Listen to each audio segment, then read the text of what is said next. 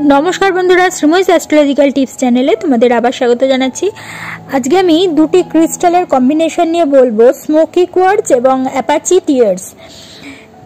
এই ধরনের ক্রিস্টালগুলোকে অবসিডিয়ান বলা হয়ে থাকে। শোকার্ত লোকেদের জন্য একটি শক্তিশালী সংমিশ্রণ। অ্যাপাচি অশ্রুকে অর্থাৎ অ্যাপাচি টিয়ার্সকে তোমরা কোনো শোক প্রক্রিয়ায় সাহায্য করতে, অর্থাৎ যারা খুব শোকে খুব মানে কি বলবো খুব ভেঙে পড়ে বা যাদের কোনো দুঃখ হলে যারা কন্ট্রোল করতে পারে না, বিভিন্ন কারণে তারা সমস্যা ভোগ করে, সেই সমস্ত ব্যক্তিদের এই ক্রিস্টালটি ভীষণভাবে সাহায্য করে।